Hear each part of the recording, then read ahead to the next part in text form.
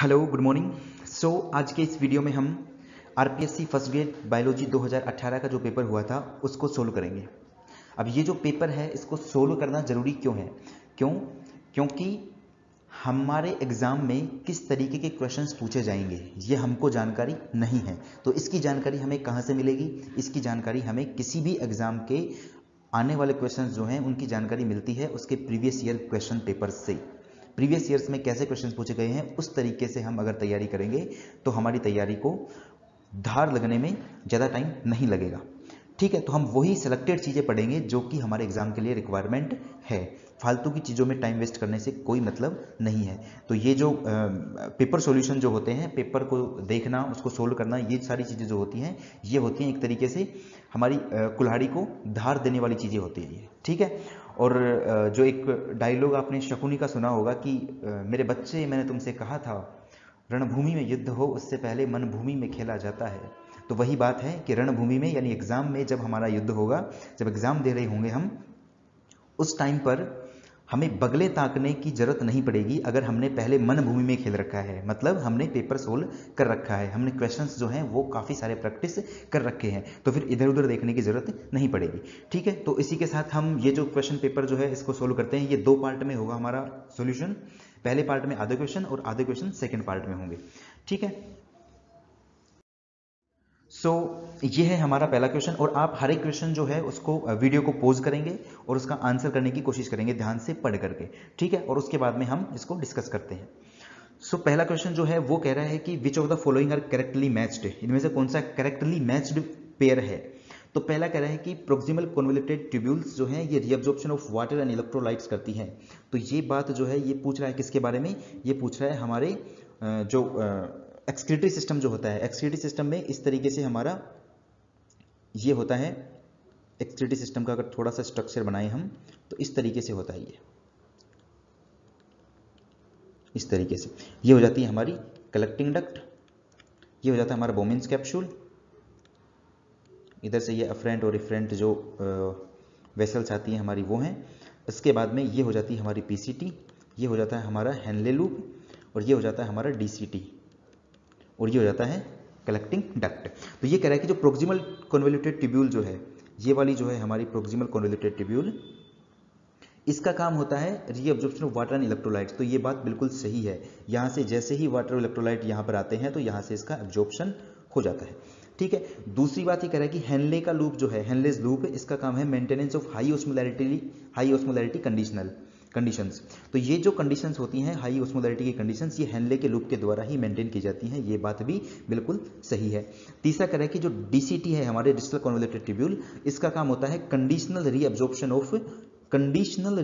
Of sodium and water. Sodium और water का conditional reabsorption करवाता है हमारा डीसीटी। तो ये बात बिल्कुल सही है कि ऐसा ही होता है। ठीक है, चौथी बात है कि कलेक्टिंग डक्ट जो है वो मेंटेनेंस ऑफ पीएच को मेंटेन करती है। तो ये बात भी बिल्कुल सही है। क्यों? क्योंकि जो कलेक्टिंग डक्ट होती है वो पीएच को मेंटेन करने में इंपॉर्टेंट रोल प्ले करती है। तो इसका आंसर हो जाएगा हमारा ए, बी, सी और डी, चारों ही इसके अंदर सही है। अब एक क्वेश्चन जो है उसका आंसर आप कमेंट बॉक्स में लिख के बताएंगे। वो ये है कि जो इसने लिखा है कि डिस्टल कन्वोल्यूटेड ट्यूब्यूल जो है ये हमारी conditional reabsorption of sodium and water करती हैं। तो ये एक हार्मोन के इन्फ्लुएंस में ऐसा करती है डीसीटी। ठीक है, तो उस हार्मोन का नाम क्या है? इस हार्मोन का नाम आप कमेंट बॉक्स में लिख के बताएंगे। ठीक है, तो इसका आंसर हो जाएगा ए, बी, सी, डी, चारों ही इसके आंसर सही है। चारों ही जो पेयर है ये सही है। अब सेकंड क्वेश्चन की बात करते हैं हम। तो ये जो क्वेश्चन है ये कह रहा है कि which of the following pairs is not correctly matched, कौन सा इनमें से करेक्टली मैच्ड नहीं है? पहला कह रहा है कि एंजिना जो है वो इनसफिशिएंट ऑक्सीजन सप्लाई की वजह से होता है। तो ये सही बात है कि हार्ट के पास में जब इनसफिशिएंट ऑक्सीजन सप्लाई होती है तो एंजिना जो है ये होता है, बिल्कुल सही बात है। एम्फाइसीमा जो है वो एल्वियोलार डैमेज की वजह से होता है, तो ये भी बिल्कुल सही बात है। अस्थमा जो है वो इन्फ्लामेशन की वजह से होता है, तो ये भी सही बात है। लेकिन जो क्रेटिनिज्म जो होता है वो हाइपरथायरॉयडिज्म की वजह से नहीं होता है, बल्कि ये किसकी वजह से होता है? ये होता है हमारे हाइपोथायरॉयडिज्म। ठीक है, तो हाइपोथायरॉयडिज्म की वजह से होता है, ना कि हाइपरथायरॉयडिज्म की वजह से क्रेटिनिज्म। तो आंसर हो जाएगा हमारा क्रेटिनिज्म। ये इसका नॉट करेक्टली मैच्ड जो है ये पेयर हो जाएगा। उसके बाद में नेक्स्ट जो क्वेश्चन है वो है कि cartilaginous joints are found in which part of the human body, human body के कौन से पार्ट में कार्टिलेजिनियस जॉइंट्स पाए जाते हैं। तो हम जानते हैं कि जो कार्टिलेजिनियस जॉइंट्स जो होते हैं ये बिटवीन टू वर्टिब्रीज, दो वर्टिब्रीज के बीच में पाए जाते हैं। ठीक है, तो आंसर हो जाएगा हमारा बिटवीन टू वर्टिब्रीज। इसके अलावा जो कार्टिलेजिनियस जॉइंट्स जो होते हैं ये हमारा जो प्यूबिक सिम्फाइसिस जो होता है, प्यूबिक सिम्फाइसिस, वहां पर भी ये पाए जाते हैं। इनकी एक और कैरेक्टरिस्टिक है वो ये है कि जॉइंट्स जो हैं वो इस तरीके से हो सकते हैं। किस तरीके से? पहला तो जैसे फाइब्रस जॉइंट जो होता है, फाइब्रस, दूसरा कार्टिलेजिनियस और तीसरा होता है हमारा साइनोवियल। तो इस तरीके से जो तीनों जॉइंट्स जो होते हैं इनमें फाइब्रस जो है वो बिल्कुल भी इसके अंदर हलचल नहीं होती है, बिल्कुल जो पैक्ड जिसको बोलते हैं हम, इस तरीके से जॉइंट होता है जैसे कि हमारे स्कल के अंदर होता है। कार्टिलेजिनस में थोड़ा बहुत मूवमेंट हो सकता है जैसे कि हमारे वर्टिब्रीज के अंदर होता है, जैसे कि हमारे प्यूबिक सिम्फाइसिस में थोड़ा सा हो सकता है। और साइनोवियल जॉइंट जो होता है वो ऐसा जॉइंट होता है जो कि अच्छे तरीके से जिसमें मूवमेंट हो सकता है। तो ये होगा इसका आंसर, बिटवीन टू वर्टिब्रीज जो है वो कार्टिलेजिनस जॉइंट पाया जाता है। और इसके अलावा कहाँ पाया जाता है? हमारे प्यूबिक सिम्फाइसिस के अंदर। नेक्स्ट जो क्वेश्चन है वो है कि free nuclear endosperm is found in which of the following. Free nuclear endosperm जो है वो किस में पाया जाता है? तो ये बच्चों वाला क्वेश्चन है। ये क्वेश्चन का आंसर आ जाएगा हमारा कोकोनट, क्योंकि जो कोकोनट का जो लिक्विड वाला पार्ट होता है वो कोकोनट मिल्क जिसको बोलते हैं हम, वो फ्री न्यूक्लियर एंडोस्पर्म जो है कहलाता है। इसके बाद में नेक्स्ट क्वेश्चन है कि which of the following fruit is a false fruit. ठीक है, तो फ्रूट जो है वो दो तरीके के होते हैं, एक तो ट्रू फ्रूट और दूसरे फॉल्स, ट्रू एंड फॉल्स। तो ट्रू फ्रूट वो फ्रूट होते हैं जो कि ओवरी से डेवलप होते हैं, और फॉल्स फ्रूट जो है वो ओवरी के अलावा और जो बाकी पार्ट है उससे डेवलप होते हैं, तो उनको कहते हैं फॉल्स फ्रूट। तो इन जो ऑप्शंस दे रखे हैं इनमें हमारा एप्पल जो है वो हो जाएगा फॉल्स फ्रूट। एप्पल जो है वो ओवरी से डेवलप ना होकर के बल्कि और जो थैलेमस वगैरह और जो बाकी पार्ट हैं उनसे मिलकर के डेवलप होता है हमारा एप्पल। नेक्स्ट क्वेश्चन है हमारा कि which of the following is not true about female gametophyte of angiosperms. Angiosperm का जो फीमेल गैमेटोफाइट होता है उसकी स्ट्रक्चर आपको पता है कैसी होती है? उसकी स्ट्रक्चर इस तरीके से होती है जिसमें कि 3 सेल्स तो यहां पर होती हैं, 3 सेल्स ही इसमें यहां पर इस तरीके से होती हैं, और 2 जो न्यूक्लियस हैं वो यहां पर होते हैं। ठीक है, तो ये जो एंड होता है इसका, इसको हम कहते हैं चैलेजल एंड, चैलेजल। ठीक है, और ये जो दूसरा एंड होता है इसका, इसको कहते हैं हम माइक्रोपाइलोर एंड। ठीक है, इसकी तरफ जो माइक्रोपाइलोर एंड जो होता है इसकी तरफ जो 3 सेल्स होती हैं इनमें जो 2 सेल्स हैं ये वाली, इनको तो हम कहते हैं सिनर्जिड्स, इनको तो हम कहते हैं सिनर्जिड्स। और ये जो सेल है इसको कहते हैं हम एग सेल, और इन दोनों को मिलाकर के हम कह देते हैं क्या? Egg apparatus. इसके अलावा ये जो तीनों सेल्स होती हैं इनको हम कहते हैं एंटीपोडल सेल्स, एंटीपोडल सेल्स। और ये जो बीच वाली जो सेल्स होती हैं इनको हम कह देते हैं पोलर सेल्स, पोलर सेल्स।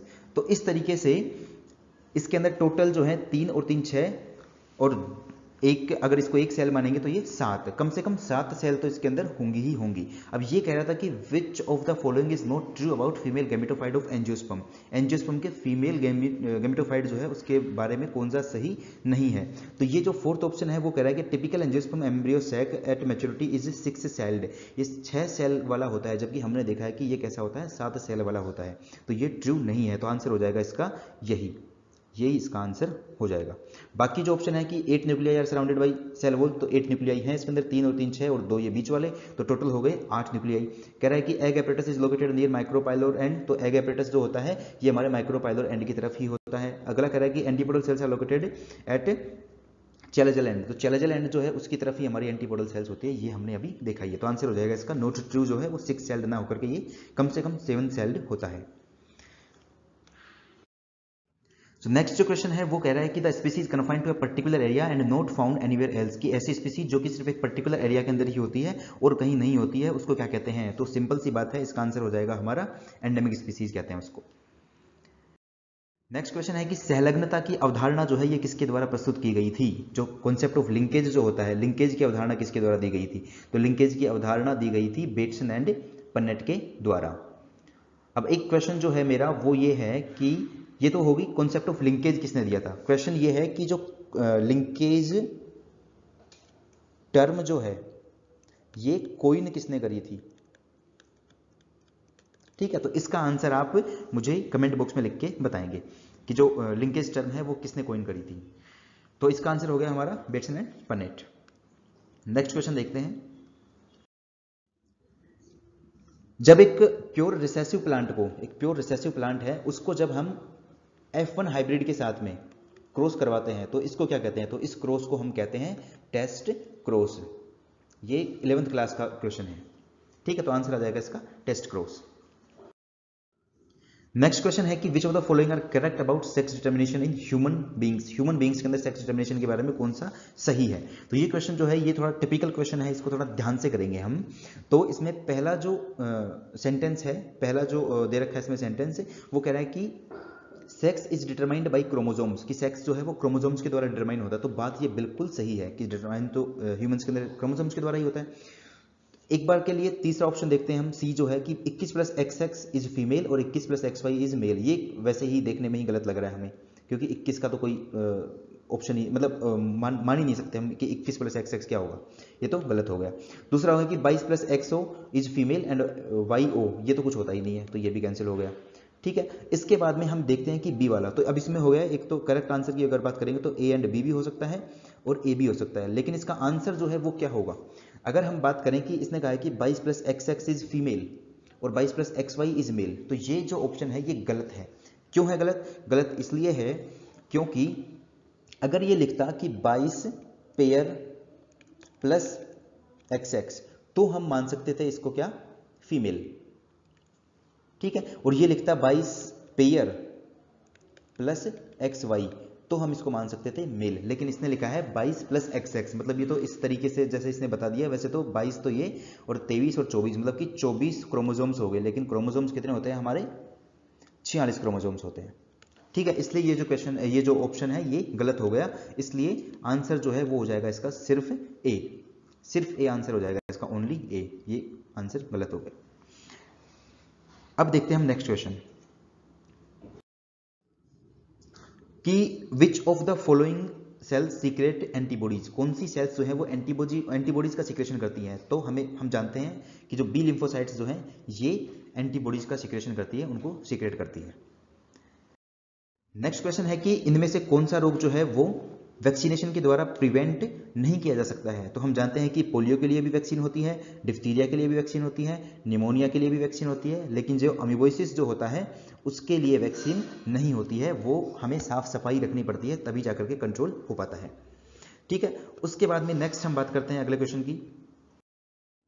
ये कह रहा है कि जो हीमोजोइन होता है एक टॉक्सिन जो कि is released in the blood after rupture of RBC in which of the following, की कौन से बीमारी के अंदर आरबीसी में से, आरबीसी के रप्चर होने की वजह से जो हीमोजोइन निकलता है जो कि टॉक्सिक सब्सटेंस होता है, वो किस बीमारी में होता है। तो अगर आपने पढ़ा होगा प्लाज्मोडियम के लाइफ साइकिल के बारे में, तो हम जानते हैं कि प्लाज्मोडियम के अंदर जब ट्रोफोजोइट स्टेज होती है, ट्रोफोजोइट स्टेज, तो उसके बाद में बनती है एक signet ring stage, signet ring stage. और जब ये सिग्नेट रिंग स्टेज होती है इस दौरान इसके अंदर क्या होता है, एक फूड वैक्यूल बन जाती है यहां पर, और इस फूड वैक्यूल के अंदर होते हैं प्रोटियोलाइटिक एंजाइम्स, और ये एंजाइम क्या करते हैं, इसके अंदर जो हीमोग्लोबिन होता है हमारा, उस हीमोग्लोबिन का ये कर देते हैं प्रोटियोलाइसिस, प्रोटियोलाइसिस। अब ये जो प्रोटीन होती है ये इसके फूड के रूप में काम में ली जाती है इस स्टेज के द्वारा, प्लाज्मोडियम की इस स्टेज के द्वारा, सिग्नेट रिंग स्टेज जो है इसके द्वारा ये काम में ली जाती है खाने के, ठीक है, फूड के रूप में। अब जब हमारा हीमोग्लोबिन जब टूट रहा होता है, जब इसके प्रोटियोलाइसिस हो रहा होता है, तो इसमें कुछ जो प्रोटीन होती है वो तो इसके फूड के रूप में काम आ जाती है, और जो बाकी प्रोटीन बचती है वो बना लेती है हमारा हीमोजोइन। तो ये जो हीमोजोइन निकलता है ये किस में निकलता है, प्लाज्मोडियम के लाइफ साइकिल के दौरान निकलता है, और इसको हम कहते हैं कि प्लाज्मोडियम की वजह से होता क्या है फिर, मलेरिया। तो जो आंसर आ जाएगा इसका वो हो जाएगा हमारा मलेरिया। ठीक है, नेक्स्ट क्वेश्चन है कि जो ऑन्कोजेनिक वायरस होते हैं वो क्या कोज करते हैं। तो हम जानते हैं कि ऑन्कोजेनिक वायरस जो है वो कैंसर का कैंसर कोज करते हैं, कैंसर इन्हीं वायरसेस की वजह से होता है। ऑन्कोजेनिक कुछ जीन्स भी होते हैं जो कि जीन्स में भी अगर कुछ चेंज हो जाए तो उनकी वजह से भी कैंसर हो सकता है। ये क्वेश्चन कह रहा है कि सेप्रोफाइट्स जो हैं वो क्या होते हैं। तो सेप्रोफाइट्स हम जानते हैं कि डीकम्पोजर्स जो होते हैं उनको हम सेप्रोफाइट बोलते हैं, जो कि जो डेड ऑर्गेनिजम्स होते हैं उनके ऊपर जाकर के एक्ट करते हैं या उनको खाते हैं एक तरीके से। नेक्स्ट क्वेश्चन है हमारा कि जो पिरामिड ऑफ बायोमास है ओशियन इकोसिस्टम के अंदर वो कैसा होता है जनरली। तो वो होता है जनरली कैसा, इन्वर्टेड होता है। और ये सेम क्वेश्चन जो है ये आरएएस के अंदर, आरएएस 2021 के अंदर भी आया था और ये आईसीएमआर के अंदर भी आया था। ठीक है, और यही क्वेश्चन 2018 में हमारे आरपीएससी के अंदर भी पूछा गया था। ये जनरल क्वेश्चन होते हैं जो कि लगभग हर एग्जाम में रिपीट होते ही रहते हैं। ठीक है, नेक्स्ट क्वेश्चन की बात करते हैं हम। नेक्स्ट क्वेश्चन कहता है कि the products of ecosystem processes are called. जो प्रोडक्ट्स ऑफ इकोसिस्टम होते हैं उनको क्या कहते हैं, तो उनको हम कहते हैं इकोसिस्टम सर्विसेज। ठीक है, नेक्स्ट जो है वो है हमारा कि under stressful conditions many zooplankton species in lakes and ponds are known to enter in a stage of suspended development it is called.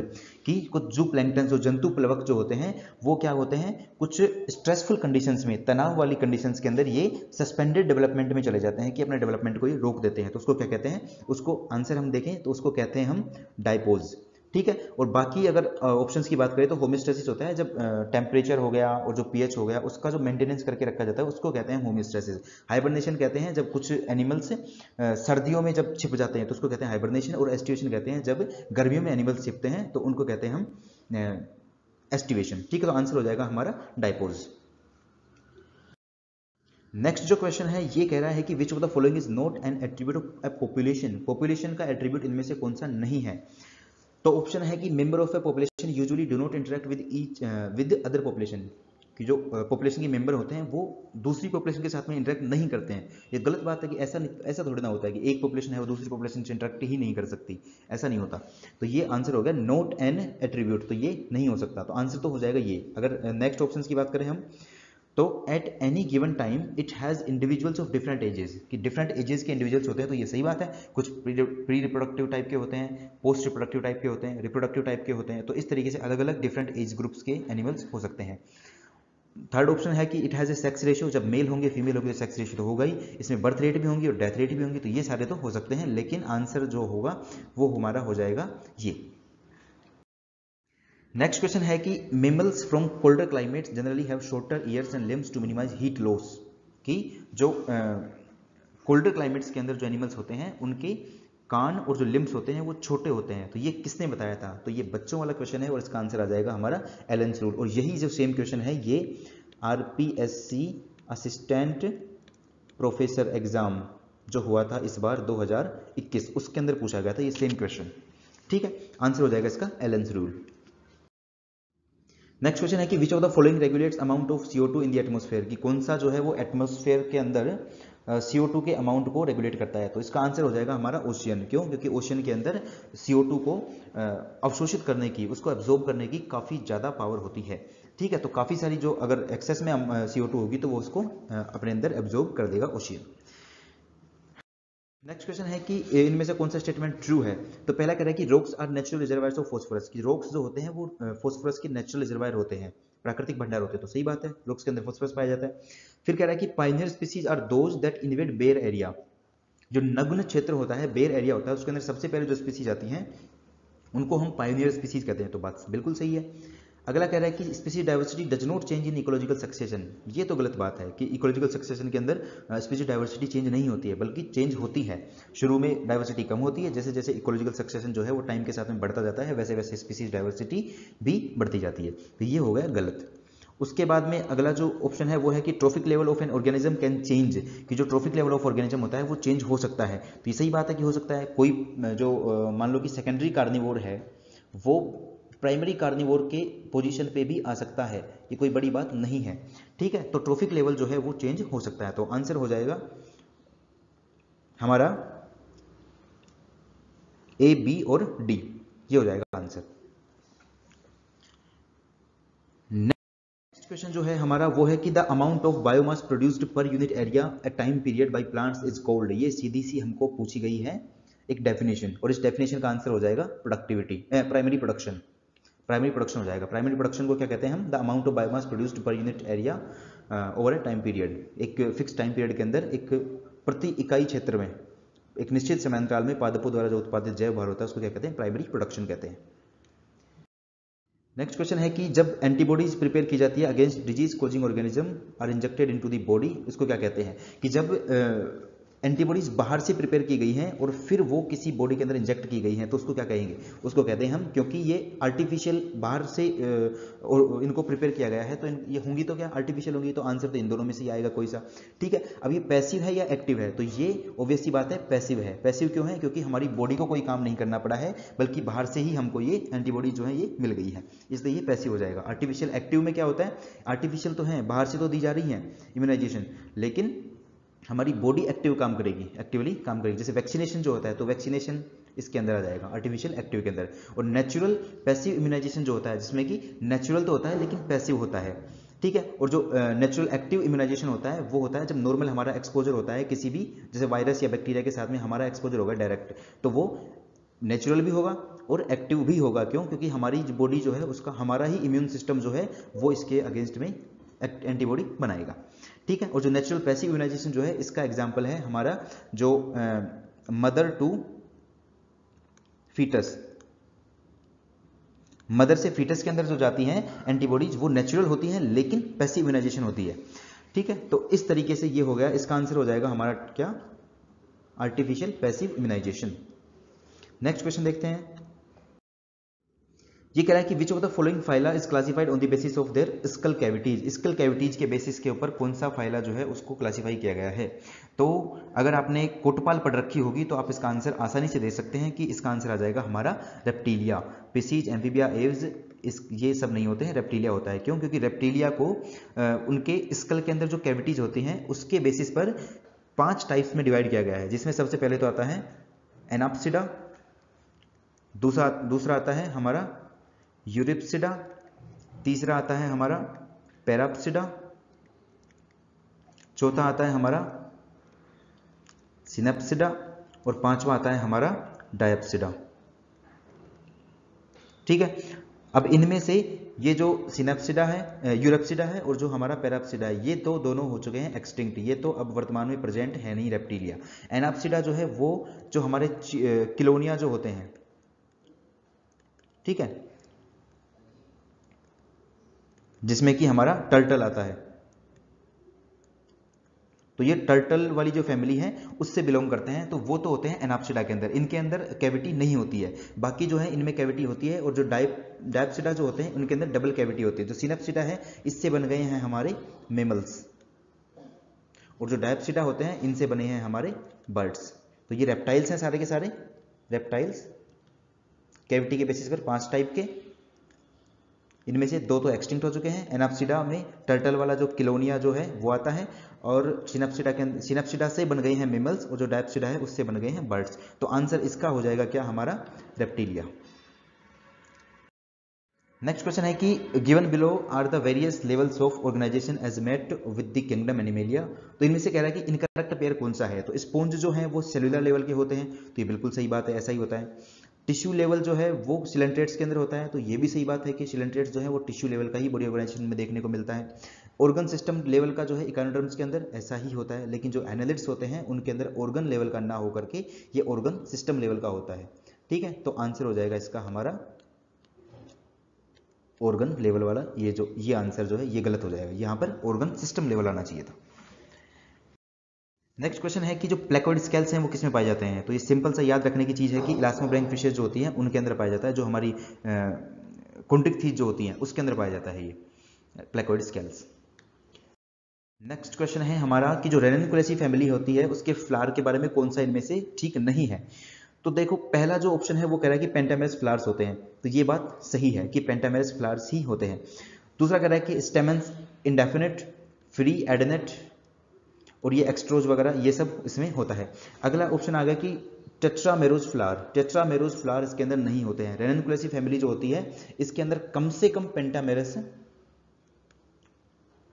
Flower होते हैं, पेंटामेरस से कम नहीं हो सकते, उससे ज्यादा हो सकते हैं, तो टेट्रामेरस नहीं हो सकते। तो आंसर हो जाएगा हमारा टेट्रामेरस, यही आंसर हो जाएगा।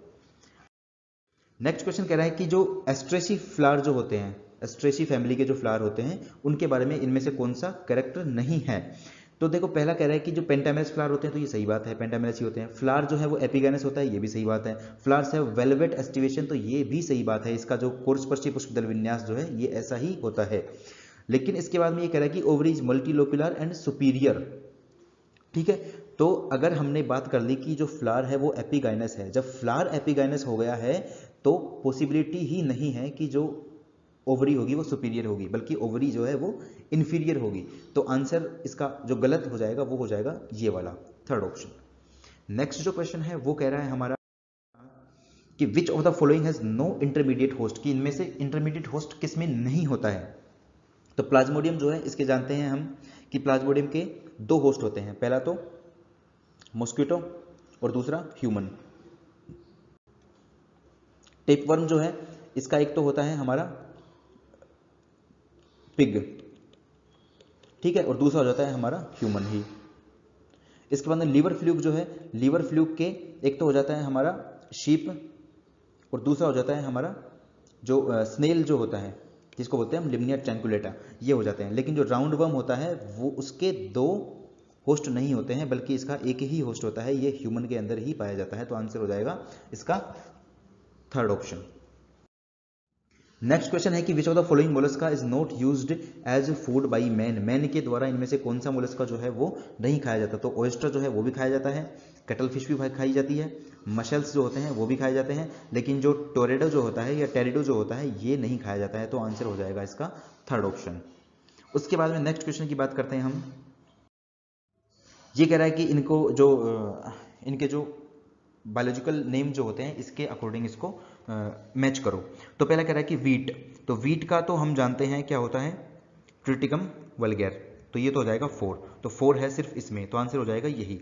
अश्वगंधा जो है इसका हो जाएगा हमारा विथेनिया सोमनीफेरा। ग्राउंड नट जो है इसका हो जाएगा हमारा अरकिश हाइपोजिया। राइस जो है उसका हो जाएगा हमारा ओराइजा सेटाइवा। तो आंसर हो जाएगा ये, आंसर फोर्थ। नेक्स्ट क्वेश्चन है कि इनमें से which of the following plants है with their part used for, कि कौन सा जो पार्ट है वो इसके लिए यूज में लिया जाता है। तो पहला अगर बात करें टी की, तो चाय जो है, चाय के लिए हम चाय का लीफ वाला जो पार्ट होता है लीफ यूज में लेते हैं हम, ठीक है। कॉटन का जो सीड कोट होता है, सीड कोट हेयर, वो यूज में लेते हैं। कोमीफेरा या जो जिसको गूगल बोलते हैं उससे हम रेजिन या गोंद जो है वो यूज में लेते हैं। और कॉफी जो होती है उसके सीड यूज में लेते हैं। तो आंसर हो जाएगा हमारा 4, उसके बाद में थर्ड, उसके बाद में फर्स्ट और उसके बाद में सेकंड। तो 4, थर्ड, सेकंड, फर्स्ट और सेकंड, तो आंसर हो जाएगा सेकंड ऑप्शन, ठीक है। नेक्स्ट जो क्वेश्चन है वो कह रहा है कि which of the following insect is not a paste of stored grains, जो हम अनाज इकट्ठे करते हैं, भंडारित करते हैं, उनका पेस्ट इनमें से कौन सा नहीं है।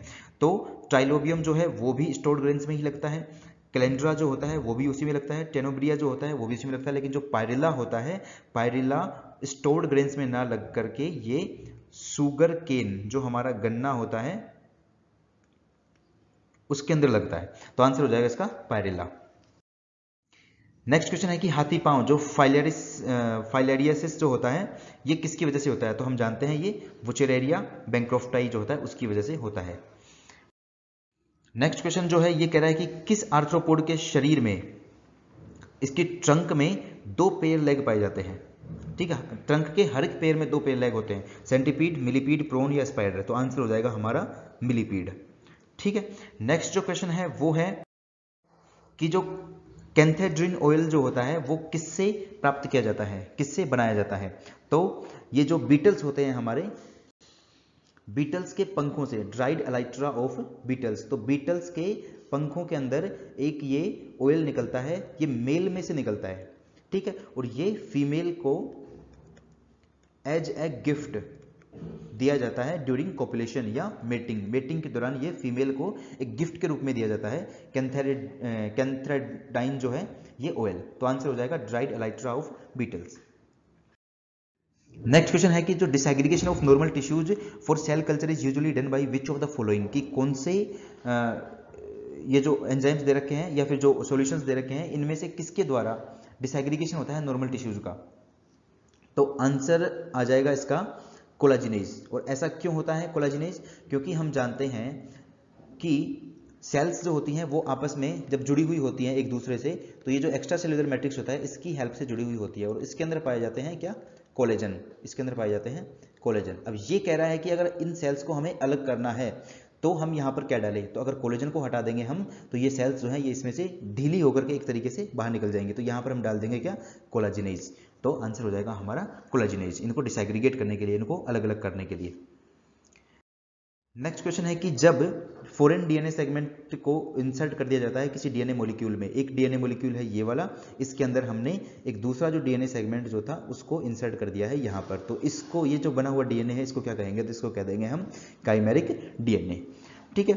नेक्स्ट जो क्वेश्चन है वो है कि लेमिनार एयर फ्लो जो है वो किसके लिए यूज में लिया जाता है? तो लेमिनार एयर फ्लो जो है वर्क स्पेस एनवायरनमेंट को स्टरलाइजेशन करने के लिए यूज में लिया जाता है। ये आपने बोटनी के लैब में आई थिंक देखा होगा। ठीक है। तो इसमें होता है जो एनवायरनमेंट होता है जहाँ पर काम करना है उसको स्टरलाइज कर लिया जाता है, ताकि कुछ फालतू के जो एक्स्ट्रा अगर कोई बैक्टीरिया वगैरह या ये सब चीज़ें जो हैं वो वहाँ से हट जाएं। नेक्स्ट क्वेश्चन कह रहा है कि जो पीसीआर है हमारा, पीसीआर किसके लिए यूज में लिया जाता है? तो डीएनए के एम्प्लीफिकेशन के लिए जो पीसीआर होती है उसको यूज लिया जाता है। डीएनए की कई सारी कॉपीज, अगर कोई एक सेगमेंट है डीएनए का उसकी कई सारी कॉपीज बनाती हैं तो हम पीसीआर का यूज करेंगे। नेक्स्ट क्वेश्चन है कि शहद के जो हनी है उसके मेजर पोर्शन में क्या क्या चीजें पाई जाती है, कौन कौन से मोनोसैकराइड्स पाए जाते हैं? तो ये भी बच्चों वाला ही क्वेश्चन मान सकते हैं इसको, क्योंकि इसके अंदर फ्रक्टोज और जो ग्लूकोज है ये दोनों पाई जाती है। तो फ्रक्टोज और ग्लूकोज, तो ये आंसर हो जाएगा इसका ये। नेक्स्ट क्वेश्चन है कि नॉइज पोल्यूशन एक्ट जो है वो कब आया था? तो नॉइज पोल्यूशन एक्ट हम जानते हैं कि 2000 के अंदर आया था। सिंपल क्वेश्चन है। इसके बाद में नेक्स्ट क्वेश्चन है कि when plant succession begins in Rocky area, जब रॉकी एरिया के अंदर प्लांट सक्सेशन होता है तो कौन से सबसे पहले वहां पर उगना प्रारंभ करते हैं? तो इसका आंसर हो जाएगा लाइकेंस। लाइकेंस जो है वो सबसे पहले बेयर एरिया के अंदर उगना प्रारंभ करते हैं, रॉकी एरिया के अंदर, जिसको बोलते हैं लिथोस्फेयर, लिथोस्फीयर। ठीक है। तो लिथोस्फीयर जो होता है उसके अंदर लाइकेंस उगते हैं। तो आप इस तरीके से L2LS इस तरीके से याद कर सकते हैं इसको। नेक्स्ट जो क्वेश्चन है वो कह रहा है कि जो भोपाल गैस ट्रेजेडी जो हुई थी उसके अंदर कौन सी गैस लीक हुई थी? तो ये 3 दिसंबर 1984 को ये जो भोपाल गैस ट्रेजेडी हुई थी, जो कंपनी का नाम था हमारा यूनियन कार्बाइड। ठीक है। और इसके अंदर जो गैस लीक हुई थी वो थी हमारी मिथाइल आइसोसाइनेट, जिसको कि हम MIC बोलते हैं। ठीक है। तो आंसर हो जाएगा इसका मिथाइल आइसोसाइनेट। नेक्स्ट क्वेश्चन है कि जो ग्रीन हाउस इफेक्ट है वो किसके द्वारा रिलेटेड होता है, किससे रिलेटेड होता है? तो ये भी बच्चों वाला ही क्वेश्चन मान सकते हैं इसको, क्योंकि ये कार्बन डाइऑक्साइड जो है ये आ जाएगा इसका आंसर ग्रीन हाउस गैस के लिए, ग्रीन हाउस इफेक्ट के लिए। नेक्स्ट क्वेश्चन कह रहा है कि which of the following pollutant is likely to be present in the effluent of the tanneries. जो टैनरीज होती हैं जहां पर कि लेदर का काम किया जाता है, उन फैक्ट्रीज से कौन सा इफ्लुएंट के अंदर कौन सा पोल्यूटेंट पाया जाता है? ठीक है। तो ये हो जाएगा क्रोमियम इसका आंसर। क्यों? क्योंकि जो क्रोमियम होते हैं, क्रोमियम के साल्ट्स पाए जाते हैं इसके अंदर, क्रोमियम साल्ट पाए जाते हैं। जो चमड़ा उद्योग जो है, हमारे टैनरीज जो होते हैं उनसे जो इफ्लुएंट निकलता है उसके अंदर पाए जाते हैं क्रोमियम साल्ट्स। तो ये इंपॉर्टेंट क्वेश्चन है, इसको याद रखें आप, किसी और एग्जाम में भी आपको देखने को मिल सकता है ये। नेक्स्ट जो क्वेश्चन है वो है कि सोल जेल थ्योरी जो थी स्यूडोपोडिया फॉर्मेशन के लिए अमीबा के अंदर, वो किसके द्वारा प्रपोज की गई थी? तो ये प्रपोज तो की गई थी किसके द्वारा? हाइमन के द्वारा। ठीक है। और इसको बाद में सपोर्ट किया था किसने? मास्ट एंड पेंटिन, ये दो साइंटिस्ट थे, इन दोनों ने इसको बाद में सपोर्ट किया था। ठीक है। और इसमें जो अमीबा है वो स्यूडोपोडिया की फॉर्मेशन जो होती है वो सोल जेल, सोलेशन और जिलेशन दो तरीके से होता है, तो उसका इन्होंने एक थ्योरी दी थी। ठीक है। नेक्स्ट क्वेश्चन है कि ओबेलिया की पेरिसार्क जो होती है, पेरिसार्क ऑफ ओबेलिया इज, वो क्या होती है? तो हम जानते हैं कि ओबेलिया जो है वो उसकी बॉडी के बाहर की तरफ, जैसे मान लो कि इस तरीके से ये है ओबेलिया का एक पूरी कॉलोनी होती है इस तरीके से। ठीक है। तो इसके बाहर की तरफ यहाँ पर जो पेरिसार्क पाई जाती है वो एक्टोडर्म के द्वारा जो काइटिन सीक्रेट होता है उसके द्वारा बनी हुई होती है। ठीक है। तो आंसर हो जाएगा इसका हमारा chitin layer secreted by ectoderm. जो एक्टोडर्म के द्वारा काइटिन लेयर बनती है वो हो जाएगी perisarc of Obelia. Next question है कि which of the following is not a part of female reproductive tract of Taenia. Taenia के फीमेल रिप्रोडक्टिव पार्ट के अंदर इनमें से कौन सा नहीं होता है? तो ओ टाइप जो है वो फीमेल रिप्रोडक्टिव ट्रैक्ट का पार्ट है, वेजाइना जो है वो भी फीमेल का पार्ट है, यूट्रस जो है वो भी फीमेल का पार्ट है, लेकिन जो हमारा साइरस सैक जो है वो फीमेल का पार्ट नहीं है। ठीक है, नेक्स्ट जो तो आंसर हो जाएगा इसका serous sac, serous sac. Next जो क्वेश्चन है वो है हमारा कि एस्केरिस में कितने टेस्टिस पाए जाते हैं? तो एस्केरिस के अंदर सिर्फ एक टेस्टिस पाया जाता है, एक लंबा सा एक इस तरीके से एक टेस्टिस पाया जाता है। नेक्स्ट जो क्वेश्चन है वो है कि जो सर्कुलर मस्कुलर लेयर होती है फेरेटिमा की बॉडी वॉल के अंदर, उसके अंदर कौन सा पिगमेंट पाया जाता है? तो ये बहुत ही इंपॉर्टेंट क्वेश्चन है।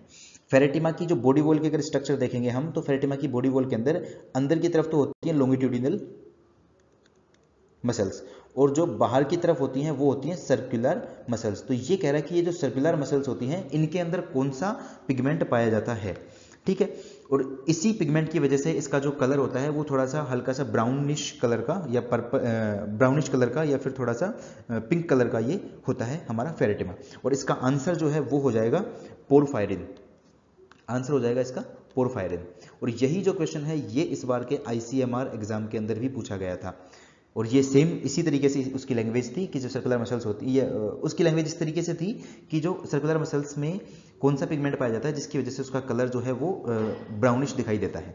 ठीक है, तो आंसर हो जाएगा इसका पोरफायरिन। अब एक जो क्वेश्चन मेरा है वो ये है आपसे, आप इसका आंसर कमेंट बॉक्स में लिख के बताएंगे कि फेरेटिमा की ये तो होगी बॉडी वॉल के अंदर कौन सा पिगमेंट है। अगर इसके ब्लड की बात करें, क्वेश्चन ये है कि फेरेटिमा के ब्लड में ब्लड पिगमेंट इन फेरेटिमा ये कौन सा पाया जाता है, इसका आंसर जो है आप मुझे कमेंट बॉक्स में लिख के बताएंगे। ठीक है, नेक्स्ट क्वेश्चन की तरफ चलते हैं हम। नेक्स्ट क्वेश्चन कह रहा है कि जो पेरिप्लैनेटा होता है इसकी पेरिट्रोफिक मेम्ब्रेन का क्या काम है, या फिर ये कहाँ पाई जाती है? तो ये पेरिट्रोफिक मेम्ब्रेन जो होती है इसकी मिजेंट्रोन जो होती है जिसको बोलते हैं मिडगट, तो जहां से इसकी मिडगट शुरू होती है इसके पास में ही यहां पर पाई जाती है क्या, हमारी पेरिट्रोफिक मेम्ब्रेन। और ये क्या करती है, जैसे कोई हार्ड सरफेस कोई हार्ड चीज आ गई, इसने फूड में कोई हार्ड चीज ले ली तो वो इसकी वॉल को डैमेज ना कर दे, इसलिए इसको प्रोटेक्शन का काम करती है। तो ये पाई कहाँ जाती है, ये मिडगट के अंदर पाई जाती है। तो आंसर हो जाएगा हमारा इन दी मिडगट, पेरिट्रोफिक मेम्ब्रेन पेरिप्लैनेटा के अंदर। नेक्स्ट क्वेश्चन है कि राना टिग्रिना के अंदर कितनी सलाइवरी ग्लैंड्स होती हैं? तो हम जानते हैं कि राना टिग्रिना के अंदर कोई भी सलाइवरी ग्लैंड नहीं होती है, एब्सेंट होती है। ठीक है, तो इस तरीके से हमने आधा जो पेपर है वो तो सोल्व कर लिया है, और जो आधा पेपर है वो हम नेक्स्ट वीडियो के अंदर सोल्व करेंगे। ठीक है, तो आप इसी तरीके से अंगेज रह के एक एक क्वेश्चन को ध्यान से पढ़ के आंसर करते रहें, और जो क्वेश्चंस मैंने पूछे हैं आपसे बीच बीच में उनका भी आंसर आप कमेंट बॉक्स में लिख के जरूर बताएंगे। तो अगर आपको ये अच्छा लगा तो आप इस वीडियो को लाइक कर सकते हैं, इसको शेयर कर सकते हैं अपने फ्रेंड्स के साथ में जो भी RPSC की या बाकी किसी एग्जाम की तैयारी कर रहे हैं, क्योंकि ये जो क्वेश्चन है ये जरूरी तो है नहीं कि सिर्फ इसी एग्जाम में आएंगे, ये और किसी भी एग्जाम में आ सकते हैं। जैसे कि अभी हमने देखा था कि RAS के पेपर में क्वेश्चन पूछे गए थे, ICMR के पेपर में क्वेश्चन पूछे जाते हैं। ठीक है, तो ये आपको वहाँ भी काम में आ सकते हैं, और इसके साथ ही साथ आप इसको चैनल को सब्सक्राइब भी कर सकते हैं। ठीक है, तो थैंक यू सो मच, मिलते हैं फिर नेक्स्ट वीडियो के अंदर।